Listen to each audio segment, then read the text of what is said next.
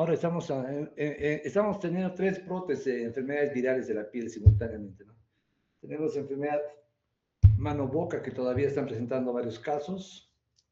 Mano, pie, boca, ¿no? Pues, tenemos el problema del sarampión, que allá hemos tenido un fallecido, pero hay bastantes casos. Se lanza una campaña regional. Tenemos el problema de la varicela, que está tomando también mucha importancia, ¿no? Estamos teniendo un brote en la región, pero como no conlleva mucha letalidad, probablemente, pues igual que mano vocal, será simplemente tomado como una alerta nomás, ¿no?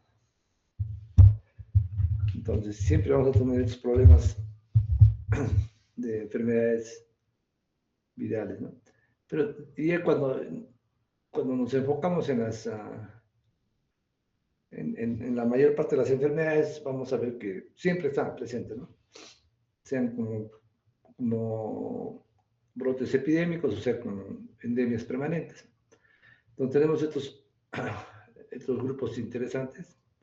Por ejemplo, los papilomavirus, que son los responsables de las verrugas, los poxivirus, acá tenemos el molusco contagioso, la viruela, ¿no? Otras enfermedades, enfermedad de mano-boca, sarampión, rubiola, eritema infeccioso, el síndrome de Giannotti.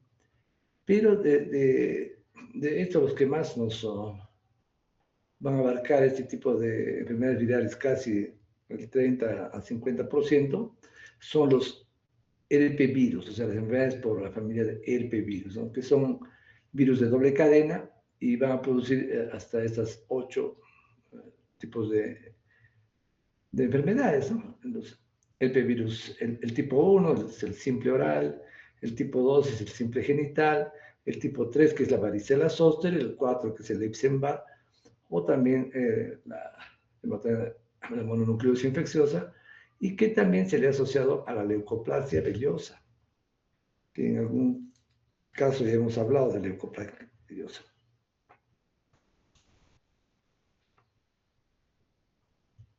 El grupo, el herpes 5 está asociado al citomegalovirus, que es el más grave, digamos, ¿no? En su virulencia y en su afección. Entonces vamos a tener ahí varios compromisos, especialmente en pacientes inmunes o en el citomegalovirus congénito. El herpes tipo 6 está es el tema súbito.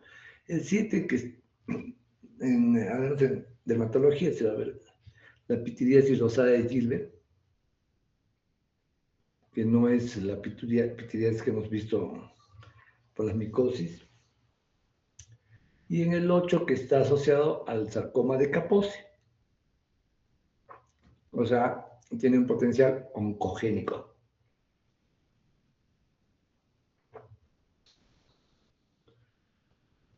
Entonces vamos a ver la subfamilia de los herpes, ¿no? Los alfa-herpevididae, los beta-herpevididae, los gamma-herpevididae. Entonces tenemos herpes simple 1, 2, varicela zoster, citomegalovirus, rosolavirus, ¿no? Herpevirus 7, el Epstein-Barr virus, el virus del sarcoma Kaposi.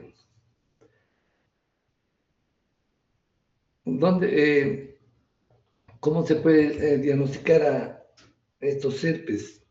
¿No? Este grupo de herpes puede ser a través de cultivos, serología, detecciones y PCR, ¿no? O sea, amplificación de DNA.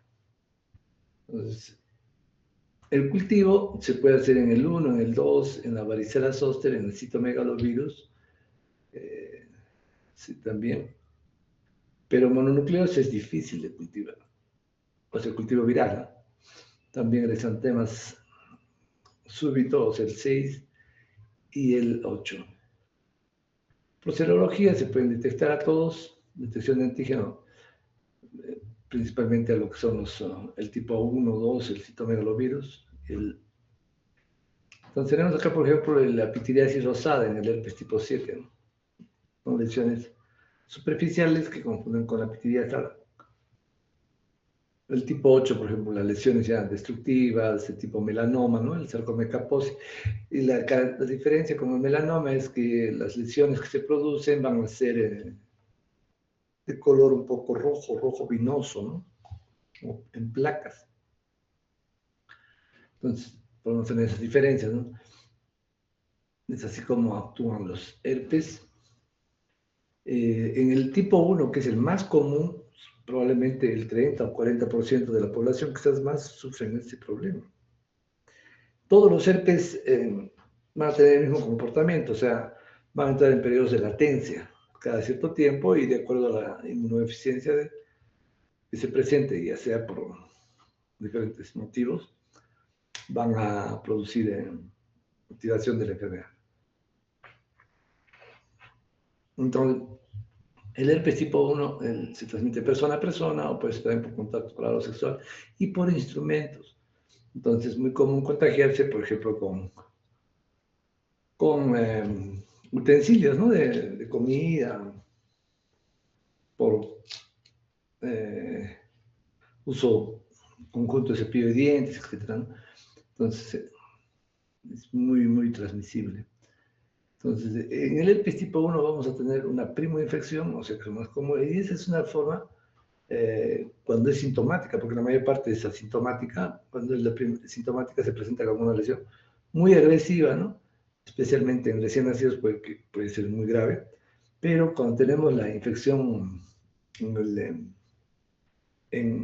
una persona, ya sea un niño o un joven, vamos a poder ver pues, como lesiones muy severas a nivel oral, como vamos a ver, y también a veces se puede hacer diseminado. Luego tenemos el tipo recurrente, ¿no? Que es lo que más tenemos a nivel oral, ¿no? Luego las infecciones crónicas que van a poder durar durante mucho tiempo, hasta semanas. Los otros se van a autolimitar entre 7 y 10 días. Pero la forma crónica no desaparece. Esto principalmente se va a dar en inmunodeprimidos. Y hay una forma diseminada, ¿no? Que simula la dermatitis atópica. El herpes tipo 2 también es como un herpes tipo 1 like, pero básicamente es transmisión sexual. Entonces podemos tener una cervicitis herpética que luego va a producir úlceras y bueno, cuando hay úlceras, cuando hay vesículas es el momento de la transmisión. También puede haber la forma recurrente, la forma crónica, la forma neonatal. Entonces, en el herpes tipo 1, la gingivoestomatitis es la más frecuente. Podemos tener traqueobronquitis, las erupciones de Kaposi, tipo Kaposi. Lo que más nos preocupa en el herpes simple es la meningoencefalitis.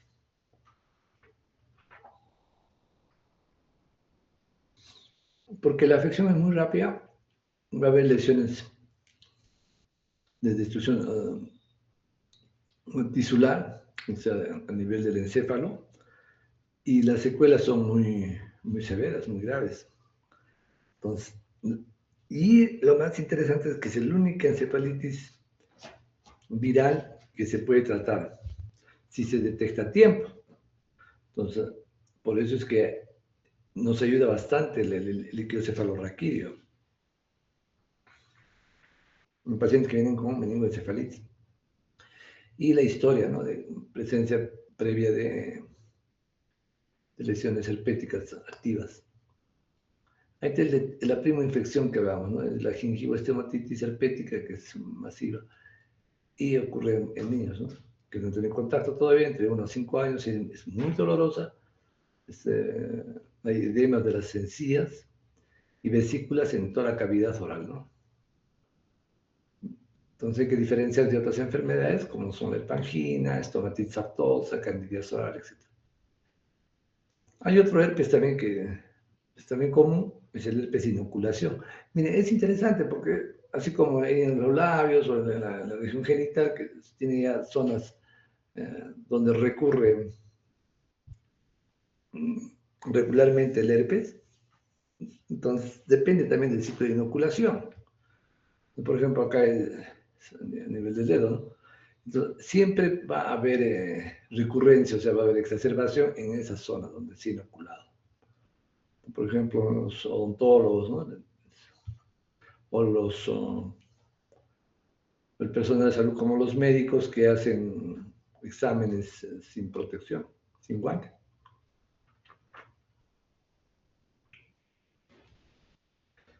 Entonces, la recurrencia, hasta un 60% sufren de recurrencia.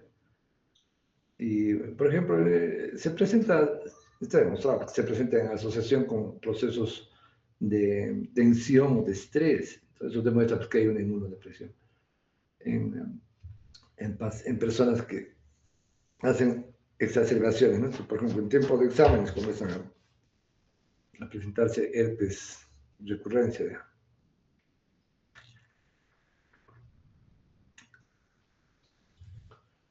Y el otro es el problema, por ejemplo, en las pacientes con neumonía. El componente de la neumonía es la exacerbación del herpes labial recurrente, ¿no? La complicación más frecuente es la hipertensión, o sea, se sobreinfectan, especialmente con estafilococo o con estreptococo piógenes. Entonces, eso es lo que tenemos que cuidar. Por ejemplo, hace unas horas vino un joven con varicela, ¿no? Varicela. Pero si bien tenía varicela en todo lado, pero él venía no tanto por la varicela, sino venía por el problema de la celulitis que se había presentado a nivel del cuero cabelludo por sobreinfección de la varicela. Pueden cronificarse. El herpes tipo 2 ya hemos visto en la parte cuando hemos trabajado en la transmisión sexual, ya no vamos a repetir. Entonces es un poco más lento. Entonces, este es el proceso de la infección por herpes, ¿no? Como todos los virus, hay una adherencia, se ingresa a la célula, luego va a producir una reacción inflamatoria por respuesta del organismo, va a formar la vesícula y después se puede, por vía hematógena o por vía neuronal, se puede ir a localizar en los ganglios nerviosos, ¿no? Entonces, este herpes va a permanecer latente por muchos años. Por ejemplo, un niño que tiene varicela, ¿no? Y cuando haya un momento de inmunodepresión, especialmente asociado a la edad, se presenta una activación que sigue el trayecto del axón y del dermatoma que está inervando. Y es ahí donde se va a manifestar. Estamos hablando de varicela zoster, ¿no? Bueno, el herpes 2, diagnósticos diferenciales como el eritema multiforme, enfermedad de Behçet, ¿no? Úlceras escloradas. El herpes zóster es el que hemos visto anteriormente, bueno, se causa por varicela zoster, que es el mismo virus. Lo que estamos viendo entonces, al tener una lesión a nivel axonal, ¿no? Entonces, se reactiva, entonces hay una desmineralización de los nervios sensitivos, van a producir la neuralgia postherpética, que es muy común. Entonces, la neuralgia es un dolor muy intenso, lacinante, como quemadura, que va a persistir a pesar de que ya las vesículas se hayan desaparecido. Entonces, ahí tenemos estas neuralgias que son de muy difícil manejo y es básicamente explicar al paciente pues que esto tiene un periodo de evolución que puede ser como promedio de un mes, ¿no? Y explicarles que hay que esperar que regenere, ¿no? La vaina de mielina, ¿no? O sea, y que vaya cediendo poco a poco. O sea, utilizar acá pues analgésicos, gabapentina, etcétera, ¿no? Antineuríticos, que van a aliviar en algo. Este niño, por ejemplo, tiene herpes zóster, es un caso un poco, no es muy común en niños, ¿no? Hay una cosa interesante, por ejemplo, joven con herpes zóster, uno hay que sospechar que está haciendo una inmunodepresión. Y rápidamente hay que hacerle pues prueba de VIH, que no es normal, ¿no? Herpes zóster en jóvenes, pero sí es muy frecuente como una enfermedad, no es marcadora de VIH, pero de SIDA, diga, pero está dentro del complejo de enfermedades asociadas a infección por VIH. Entonces, una de las características en el herpes zóster no pasa la línea media, o sea, sigue la línea del dermatoma nomás. Entonces, si lo encuentran en los dos ambos, o sea, en mi cuerpo derecho, en mi cuerpo izquierdo a la vez, probablemente sea otra cosa, ¿no? Es muy difícil que sea herpes en general. Y si encuentran herpes, es un herpes diseminado, porque probablemente lo van a encontrar en otras áreas más, ¿no? Entonces, normalmente el eritema es muy rápido de desarrollo, entre 2 y 24 horas van a comenzar a presentar lesiones vesiculares, son umbilicadas y que están en diferentes fases. O sea, se presenta la vesícula, luego se forma una pequeña pústula, luego hay una ampolla, ¿no? Que se eclosiona espontáneamente, ¿no? Eso puede durar de 3 a 7 días. Hacia el séptimo o décimo día vamos a tener ya lesiones de costra, entonces eso va a salir. Lógico que acá es donde damos el tratamiento, porque después no tiene nada. Miren, esta forma del herpes zóster con algunas áreas ya en forma resuelta, puede estar sobreinfectado, pero generalmente se presentan cuando son conglomerados de vesículas, estas lesiones que parecen de tipo pustuloso, ¿no? Entonces, ¿dónde se van a presentar más? A nivel torácico, más cantidad de vesículas, luego es a nivel de la rama oftálmica del trigémino, el 15%, a nivel cervical el 20%, no lumbosacro es 11%. Entonces, acá es donde viene el problema de las lesiones cuando se presentan en la cabeza, ¿no? Entonces, ¿por qué? Porque están siendo afectados nervios de los pares craneales. Entonces, vamos a tener el más riesgoso es este, ¿no? Es la rama del trigémino, cuando se afecta y es frecuente, entonces va a producir pues una lesión muy amplia que puede definitivamente afectar al nervio óptico y producir una neuritis óptica. Puede haber entonces palpebral, se sobreinfecta muy rápidamente, se acerca de conjuntivitis, hay queratitis, etc. Entonces, acá en esto y por la cercanía al sistema nervioso central tenemos que tener mucho cuidado y dar terapias bien amplias con aciclovir. La aciclovir es, el herpes tipo 1 o 2 no tiene resistencia al aciclovir, pero sí lo tienen pues otros herpes, ¿no? Y vamos a ver cómo se maneja. El diagnóstico del herpes es una forma muy sencilla, porque ahorita nosotros nos hacen problemas con el diagnóstico, hay que estar pidiendo ELISAs para inmunoglobulina G, pero se puede hacer a través de una prueba de SANG, que es muy fácil, ¿no? Es una impronta de la vesícula con lámina por objeto. Y eso se tiñe con IEMSA y se ve las células gigantes multinucleadas. Eso es diagnóstico, ¿no? Se puede hacer cultivo viral, anticuerpos monoclonales, inmunoresonancia indirecta, PCR. El tratamiento tiene que instalarse rápidamente. Si no estamos pensando en un herpes y que tiene manifestación neurológica, o sea, el paciente puede tener signos meningios o encefálicos, entonces tenemos que ser agresivos con el tratamiento, ¿no? Entonces da 800 miligramos 5 veces al día por 5 a 7 días, ¿no? Ahora no estaba viendo de 800 y de 400 o por vía para enterar, de 10 miligramos por kilo cada 8 horas, ¿no? De ciclovir. Suprimidos. Entonces, como estamos mencionando, pues no solamente es el antiviral, sino en el caso del herpes zóster hay que usar analgésicos, ¿no? Capsinas, si vemos que se va a sobreinfectar o están sobreinfectándose, mejor ya iniciar con antibióticos, como hemos dicho, para estafilococo o estreptococo, carbamazepina cuando hay dolor neural, o antidepresivos tricíclicos que también han mostrado, ¿no? Entonces, acá tenemos, por ejemplo, la susceptibilidad viral. Estos son los antivirales más usados. Ahora, claro que se han ampliado un poco más, pero lo que más tenemos. Si nosotros no podemos tener el anciclovir o el cidofovir en nuestra mano, es un poco difícil. Entonces nosotros manejamos con aciclovir, valaciclovir. Miren, acá tenemos herpes 1, 2, varicela zoster y el citomegalovirus.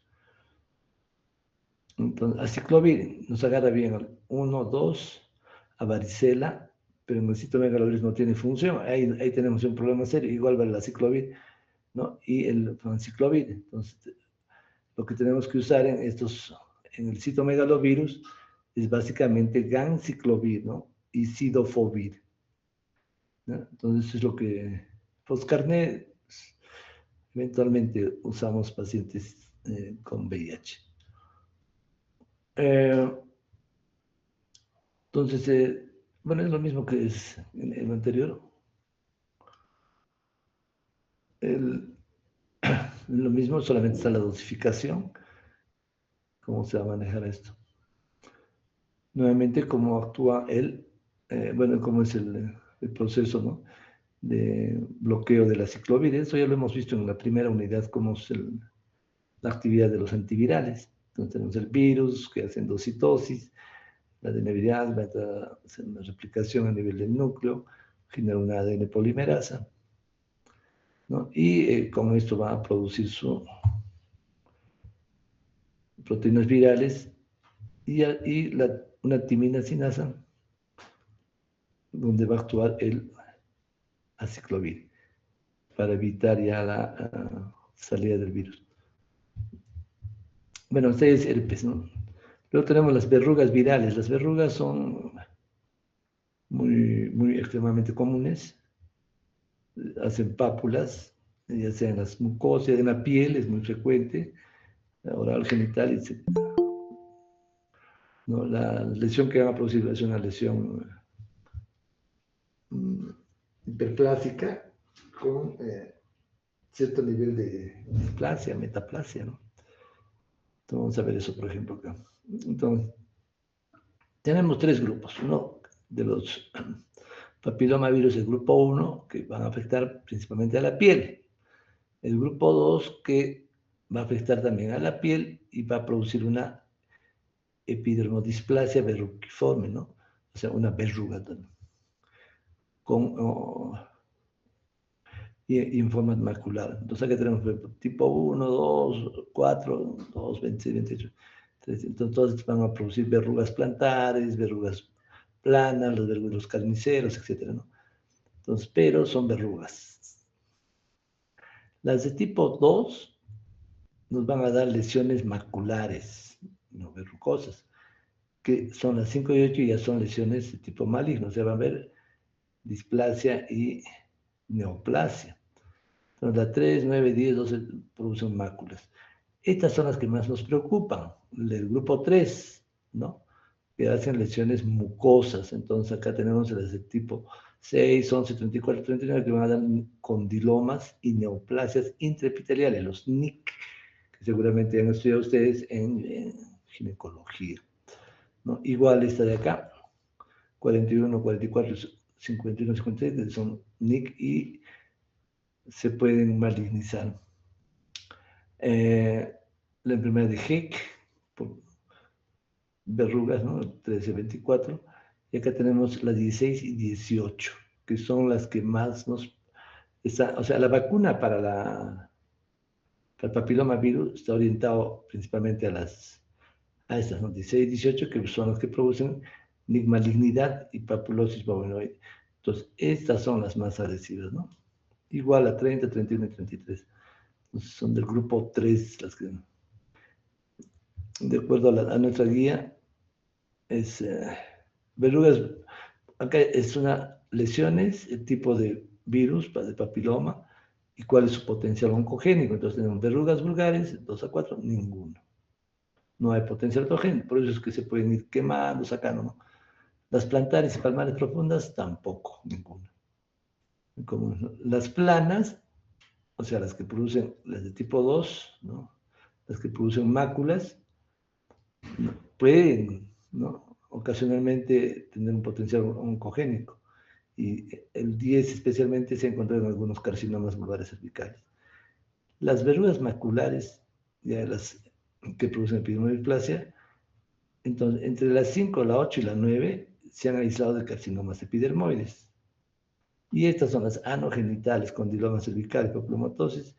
Estas sí tienen potencial oncogénico muy grande. La 6, la 11, carcinoma verrucoso vulvar.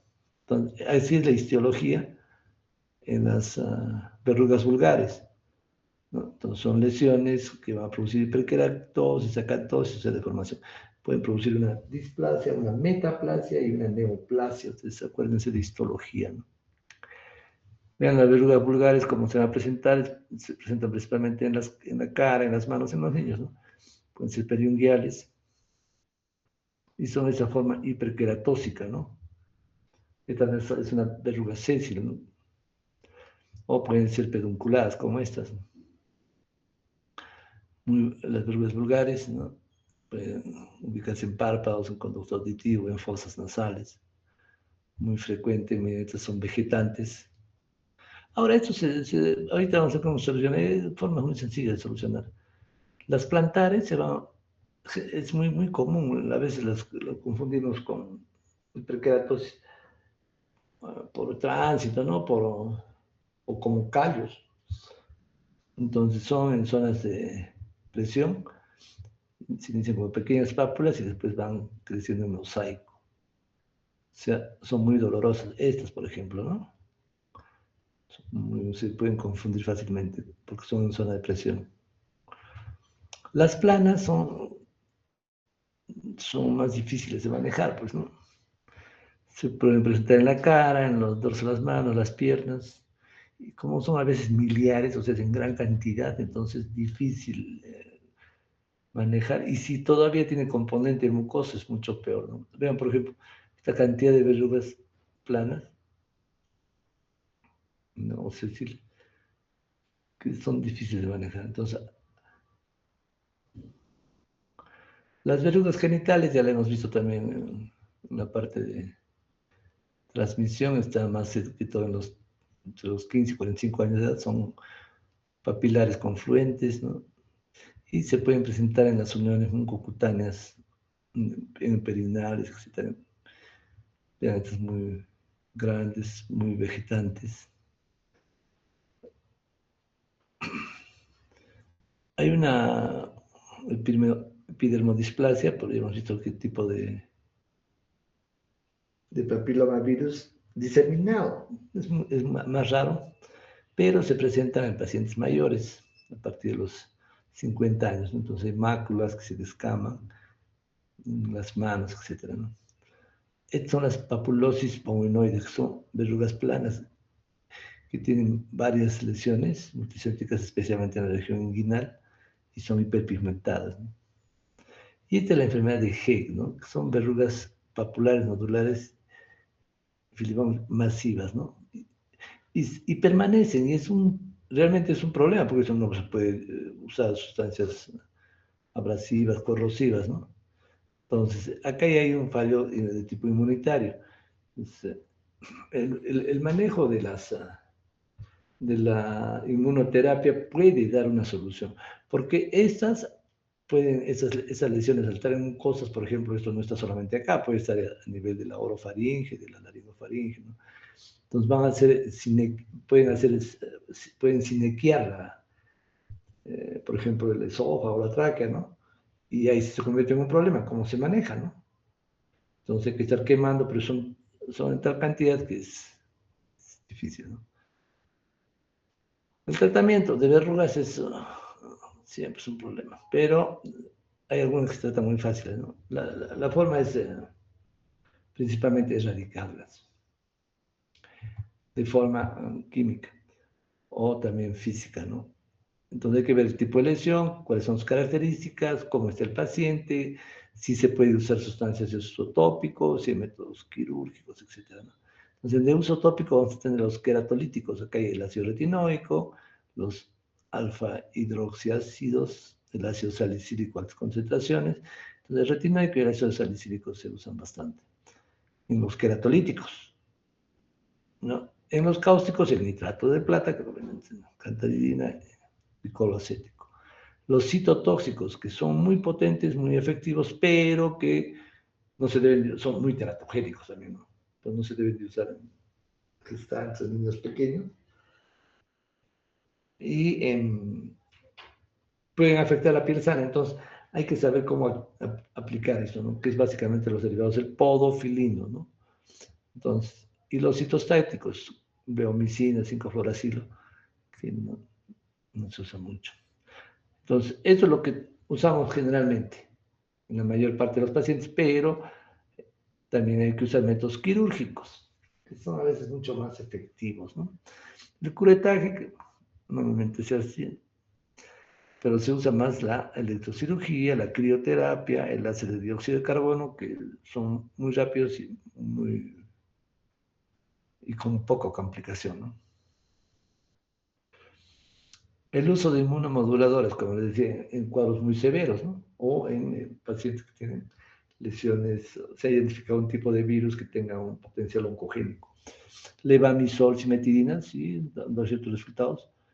Interferones, retinoides y psicoterapia, porque muchos de estos casos están asociados a cuadros también de estrés, ¿no? Bueno, esos son los papilomavirus. El molusco contagioso, otra enfermedad viral, ¿no? Que producen, son pápulas, que son producidas por el virus, por los poxvirus, que inducen a formación de queratinocitos. Entonces tenemos acá dos grupos, ¿no? El grupo ortopox, el parapox o vacina y el grupo no clasificado, donde está el molusco contagioso. Entonces, acá tenemos, por ejemplo, en los ortopox tenemos la viruela. Ya no hay viruela, lo que apareció últimamente el año pasado, el anterior, ha sido la viruela del mono, que es similar, es un virus que no es la viruela nativa, ¿no? Que tiene una virulencia muy alta y ha producido tantísima mortalidad, ¿no? Que se declaró erradicada en 1980.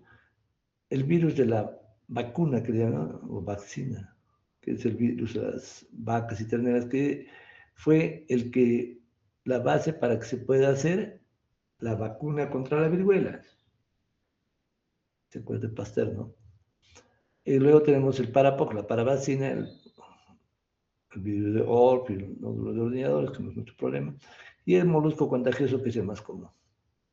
El molusco contagioso lo podemos ver en pacientes, en inmunocompetentes, pero también en inmunodeprimidos, pero eso, a diferencia de muy agresivo en los inmunocomprometidos. Esta es la lesión típica del molusco contagioso, ¿no? Entonces, es una especie de pequeño volcán, donde es un tumor de los queratinocitos, lo que estimula a los queratinocitos que se hagan un tumor y producen gran cantidad de queratina. Entonces, vamos a tener que esa queratina sale, ¿no? Y la lesión es de tipo umbilical. A ver, un momentito, por favor.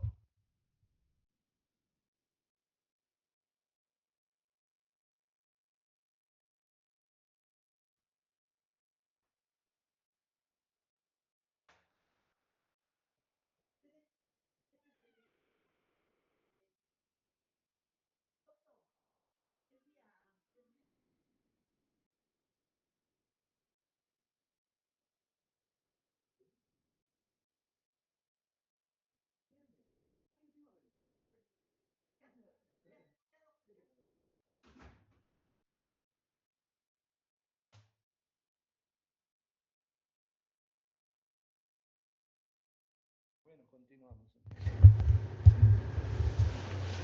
Entonces tenemos el molusco contagioso eh, con la pápula hiperplástica. Entonces, va a ser más frecuente en niños y también es uno de transmisión de tipo sexual. Entonces, acá se ve bien la forma del molusco contagioso, ¿no? Pueden ser varias pápulas y tienen la forma umbilicada y drenan por el polo central. Drenan queratina, pueden ser a veces masivos, ¿no? En pacientes especialmente, como dijimos, inmunosuprimidos. La incubación es de unas 7 semanas. Se localizan en el tronco, en la axila. Muy común el contagio en las piscinas o en la playa también, ¿no? Entonces, la forma de tratamiento es extraer la queratina, ¿no? Ya sea con nitrato de plata, etcétera, ablandar con cicloracético, pero también la crioterapia sirve muy bien, y la grisofulvina y cantilidina, ¿no? Han tenido buenos resultados. Bueno, estas son las lesiones de tipo vesicular, papular, macular.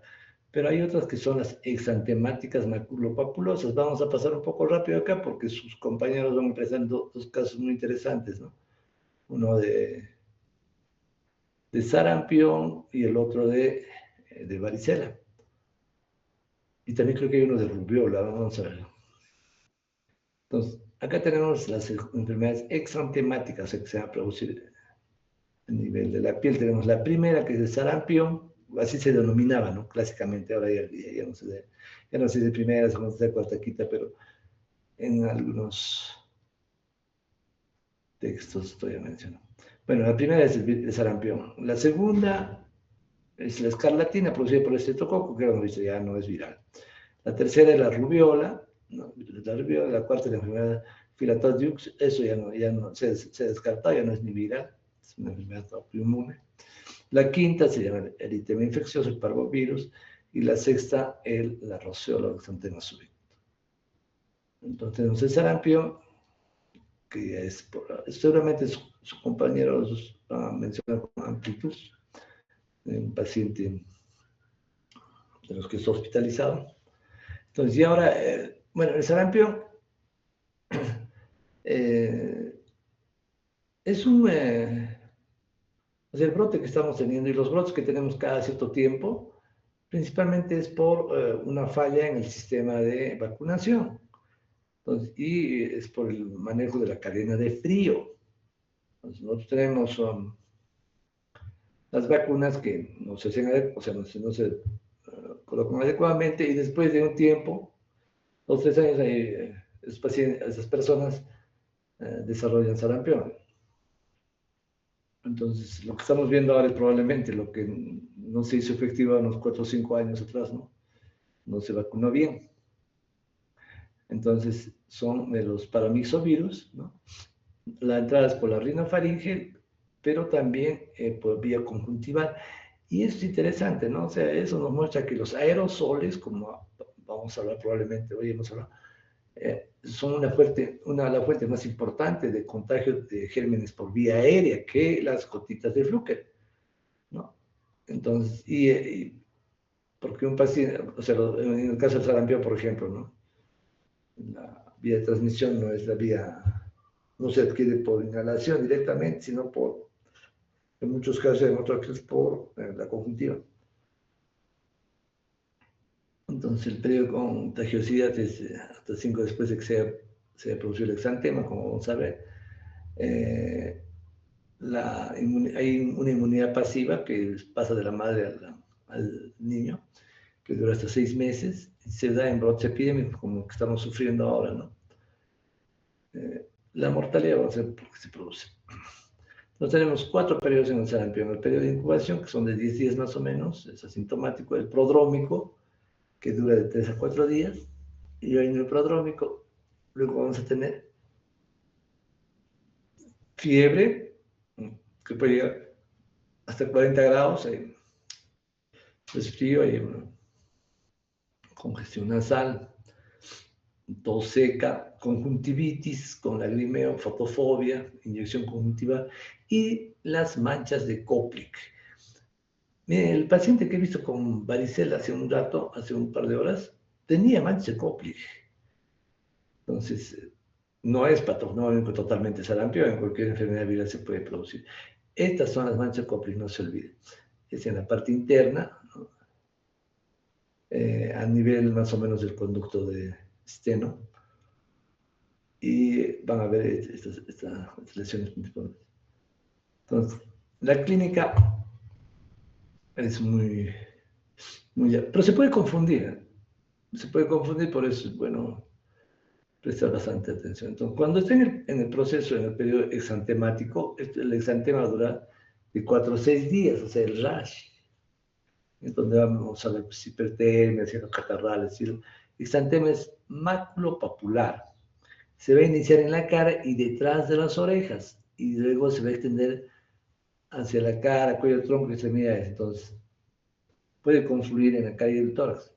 Luego disminuye este exantema, que dura esta declinación 2 o 3 días, desaparece la fiebre, desaparece el exantema, los síntomas catarrales, y empieza una descamación en pequeñas escamas. El sarampión, el primer día es exantema, encefalopática, mucosa oral, el exantema es discreto. En el tercer día del exantema ya son confluyentes, luego ya van a volverse más discretas, ¿no? Entonces, miren esa descamación, es muy típica en el periodo de resolución.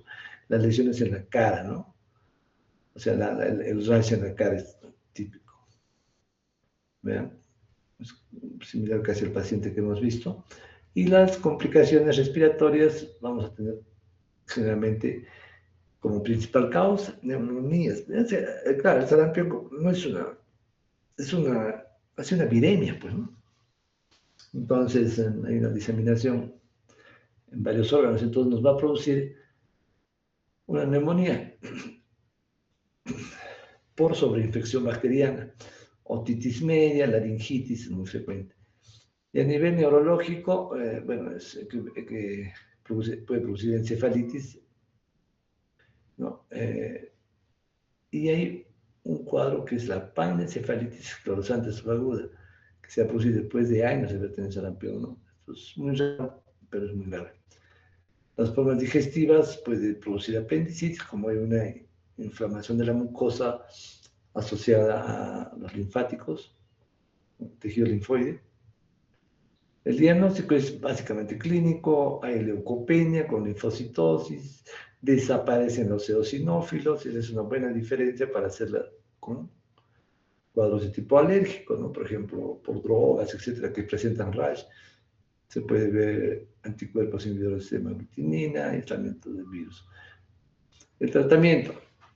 Se puede proporcionar gamma-globulina antes del contagio en los que han estado expuestos, ¿no? Pero lo más importante es las vacunas. El virus es atenuado, ¿no? Y la vacuna puede producir también reacción adversa, por eso es que muchas personas no quieren vacunarse, ¿no? Cefalea. Pueden tener o sea, síntomas similares a un sarampión light, ¿no? O sea, como la rubiola, etc.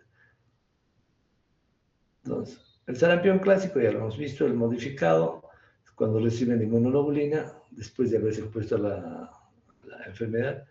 Entonces, este sarampión va a ser mucho más suave, ¿no? Es mucho menor de complicaciones, no tiene complicaciones, pero va a haber rash así. Las formas clínicas más severas, el sarampión hemorrágico, que puede producir una coagulación intravascular diseminada. El atípico, bueno, eso hemos mencionado. Bueno, eso nos va a ampliar el caso clínico. Rubiola. Entonces, el agente de la rubiola es un togavirus, ¿no? Rubivirus, el contagio es directo, la contagio es de 2 o 3 días antes de aparecer el exantema, hasta 7 días después de que desaparece, sigue contagiando. Entonces, va a ser por vía respiratoria y se puede encontrar en orina y en heces hasta meses después. Cuando nos da la rubiola, la inmunidad es permanente. La parte clínica ya dura hasta 16 días, generalmente asintomático, puede pasar como una especie de resfrío, de exantema, ¿no? El prodrómico es entre 24 y 48 horas, hay síntomas catarrales, fiebre y las adenitis. O sea, las adenitis cervical o retroauriculares son muy interesantes en algunas patologías, como en el Epstein-Barr, ¿no? También en rubiola, ¿no? El exantemático es ya la parte donde se presenta el rash, ¿no? El rash es morbiliforme, se inicia detrás de las orejas, igual, ¿no? Igual que en el sarampión va hacia el tronco, después al resto del cuerpo, y a diferencia del sarampión, este no tiende a confluir, entonces es mucho más separadas son las lesiones, ¿no? El rash. Y las adenopatías, a diferencia del sarampión, son más persistentes. Lo tenemos acá el primer día el exantema, el tercer día el exantema es diferente al sarampión. Vean, por ejemplo, no confluyen totalmente con un sarampión, aunque sí se va a presentar a las lesiones del rash, ¿no? Y no tenemos esa descamación como en el sarampión. Entonces, el diagnóstico es clínico, leucopenia con plasmocitosis.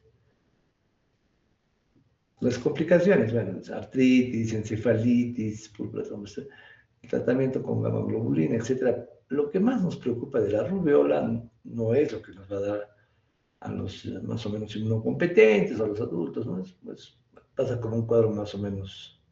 O sea, el problema de rubiola es la afección que va a tener en pacientes que están inmunodeprimidos, pero más aún en los recién nacidos. Porque tenemos la exposición, la incubación, el exantema, etc. Entonces, ahí tenemos que hablar de rubiola congénita. Y en la rubiola congénita, ¿por qué? Porque es una madre gestante que no tiene anticuerpos contra la rubiola y se contagia, ¿no? El problema es que este virus va a atravesar fácilmente la barrera placentaria, va a infectar al feto. Entonces, y va a producir malformaciones congénitas severas, ¿no? Entonces, eso es el síndrome de Greg. Cataratas, microcefalia, sordera y cardiopatía. Cataratas, microcefalia, sordera y cardiopatía. Con la rubiola congénita vamos a ver pues, retraso de crecimiento, hepatosplenomegalia, ¿no? Hay púrpura trombocitopénica, ya hemos hablado de las cataratas retinitis, síndrome meningio, encefalitis, miocarditis, ¿no? Alteraciones óseas, etc. Entonces hay que tener, cuando tenemos un bebito que tiene rubiola, hay que hacerle el LISA, tenemos que ver cómo está el inmunoglobulina M para ver si es activo, porque la inmunoglobulina G probablemente ha sido siendo transferida a la madre. Entonces tenemos microcefalia, ¿no? La transposición y las cataratas. Otro problema que tenemos es el megaeritema epidémico, ¿no? O eritema infeccioso o quinta enfermedad, producido por parvovirus B19, parvovirus. Lo tenemos eventualmente también, porque son cosmopolitas, ¿no? Entonces, vamos a tener un periodo de 9 semanas de incubación y puede haber un síndrome catarral. Y la fase exantemática tiene 3 fases. Primera es que dura 2 o 3 días. Y en el megaeritema nos mencionan que la cara está con en alas de mariposa, ¿no? El rash, y la cara aparece como bofeteada. En la segunda fase, es 7 días, el eritema se va a extender al tronco, a los glúteos, ¿no? Entonces vamos a tener una forma de exantema cartográfico. En la tercera fase ya aparece el exantema y se irrita más con la piel. Vean, este es el exantema que se produce, ¿no? Miren el predominio de miembros y de la cara. Entonces la cara como abofeteada y en ala de mariposa.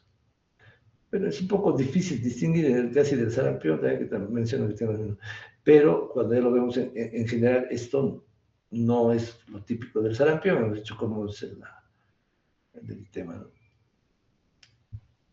Entonces, otras infecciones de parvovirus, entonces tenemos ya la quinta enfermedad, el tema infeccioso, la poliartropatía, puede ser infecciones crónicas. Entonces, el exantema súbito, también roceola infante, una sexta enfermedad, esto está asociado al virus tipo 6, no lo vemos casi nosotros o no lo estamos diagnosticando, no lo verán en pediatría. Hay un periodo febril, porque sarampión hasta 40 grados, y también nos va a producir otitis, faringitis, conjuntivitis, adenopatías cervicales, ¿no? También nos puede simular las manchas Koplik. Entonces, vamos a ver acá un poquito el resumen, ¿no? Virus ADN que nos producen adenovirus y el Epstein-Barr, o sea, los que producen exantemas maculopapulosas. Entonces, los herpesviridae, el Epstein-Barr, ¿no? El adenovirus, este adenovirus está asociado a enfermedad mano-boca, ¿no? De los picornavirus, enteravirus, los Coxsackie, que son muy comunes en los niños, A, B, rubiola, de los togavirus, rubiola, de los ortomixo vamos a ver influenza, gripe, influenza A y B, en los paramijovirus para influenza, morbivirus, sarampión, es virus respiratorio, esto vamos a hacerlo cuando hagamos virosis respiratorias. No están bien clasificados el virus de la hepatitis A. Es una diferencia entre sarampión, rubiola, ¿no? Escarlatina, exantema súbito, ¿no? Otros elementos, otros microorganismos que van a producir exantemas, bacterias tenemos varios, estafilococo, ya hemos hablado del síndrome de Leer, de las síndromes de piel escaldada, en estreptococo, la escarlatina, fiebre reumática, la meningococemia, ¿no? Tifoidea, listeria, etc. En las riquezas no vamos a olvidar del tifus exantemático, ¿no? Del tifus murino. En los hongos, la pitiriasis versicolor, coccidioides tinias, etc., ¿no? Y también enfermedades tóxicas, especialmente de origen medicamentoso, eso sí lo vamos a ver cada rato. Entonces, tenemos las penicilinas, nitroflantoínas, barbitúricos, ¿no? Colagenosis, ¿no? Lupus, enfermedad de Kawasaki, carenciales, que todavía lo vemos, antes lo veíamos con mayor frecuencia, vitaminosis, ¿no? De vitamina C, proteínas, etc. Entonces, para una exantemática, especialmente en pediatría, hay que ver cómo han sido sus historias de vacunaciones, infecciones, cómo es el prodromos, cómo es el exantema, que lo hemos más o menos mencionado, si es que hay otro tipo de diagnósticos, qué pruebas de laboratorio tiene. Bueno, hasta que hemos hecho enfermedades virales de la piel. Ahí falta, claro, incluir otras enfermedades que no son de problema. Vamos a continuar con enfermedades respiratorias, ¿ya? De tracto respiratorio.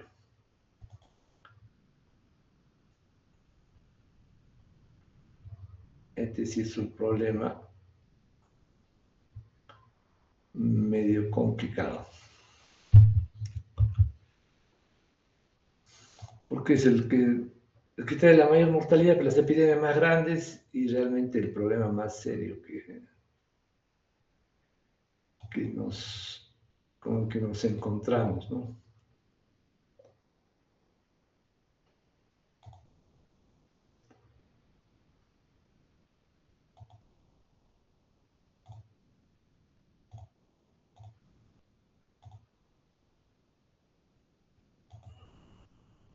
Ya, unos 2 minutitos vamos a parar.